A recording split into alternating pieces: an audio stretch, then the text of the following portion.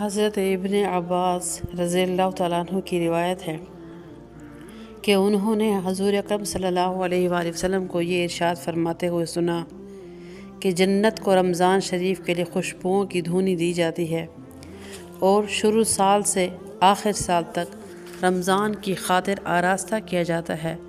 پس جب رمضان مبارک کی پہلی رات ہوتی ہے تو عرش کے نیچے سے ایک ہوا چلتی ہے جس کا نام مسیرہ ہے، جس کے جھونکوں کی وجہ سے جنت کے درختوں کے پتے اور کواڑوں کے حلقے بجنے لگتے ہیں، جس سے ایسی سریلی آواز نکلتی ہے کہ سننے والوں نے اس سے اچھی آواز کبھی نہیں سنی۔ پس خوشنما آنکھوں والی حوریں اپنے مکانوں سے نکل کر جنت کے بالا خانوں کے درمیان کھڑے ہو کر آواز دیتی ہیں کہ کوئی ہے اللہ تعالیٰ کی بارگاہ میں ہم سے منگنی کرنے والا، تاکہ اللہ تعالیٰ شان ہو اس کو ہم سے جوڑ دے۔ پھر وہی حوریں جنت کے داروغہ رضوان سے پوچھتی ہیں کہ یہ کیسی رات ہے؟ وہ لبیک کہہ کر جواب دیتے ہیں، رمضان المبارک کی پہلی رات ہے۔ جنت کے دروازے محمد صلی اللہ علیہ وآلہ وسلم کی امت کے لیے آج کھول دیے گئے۔ حضور اکرم صلی اللہ علیہ وآلہ وسلم نے فرمایا، اللہ تعالیٰ رضوان سے فرما دیتے ہیں جنت کے دروازے کھول دے، اور مالک جہنم کے داروغہ سے فرما دیتے ہیں کہ محمد صلی اللہ علیہ وآلہ وسلم کی امت کے روزہ داروں پر جہنم کے دروازے بند کر دے، اور جبرائیل علیہ السلام کو حکم ہوتا ہے کہ زمین پر جاؤ اور سرکش شیاطین کو قید کرو اور گلے میں توق ڈال کر دریا میں پھینک دو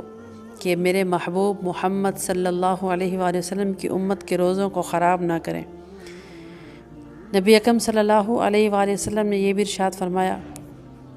کہ اللہ تعالیٰ ہر رمضان کی ہر رات میں ایک منادی کو حکم فرما دے کہ 3 مرتبہ یہ آواز دے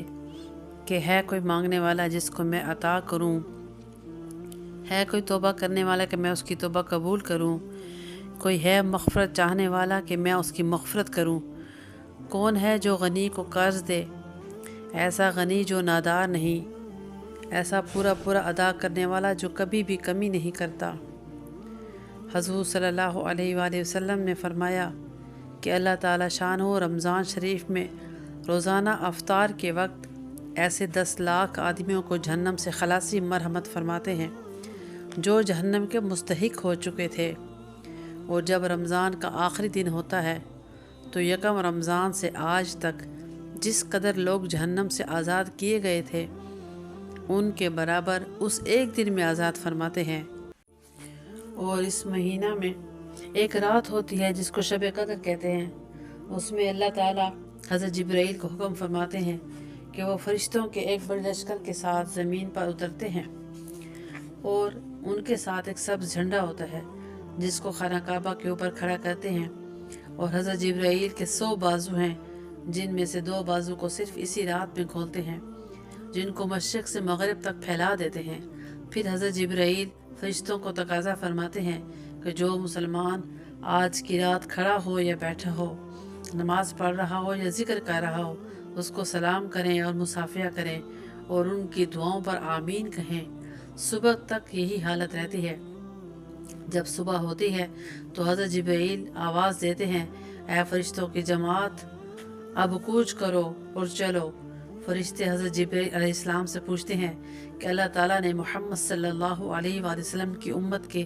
مومنوں کی حاجتوں اور ضرورتوں میں کیا معاملہ فرمایا ہے؟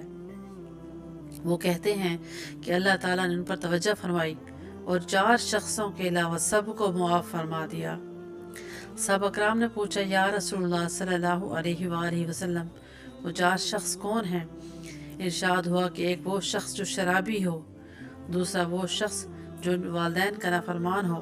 تیسرا وہ شخص جو قطع رحمی کرنے والا ہو اور ناطہ توڑنے والا ہو، چوتھا وہ شخص جو کینہ رکھنے والا ہو اور آپس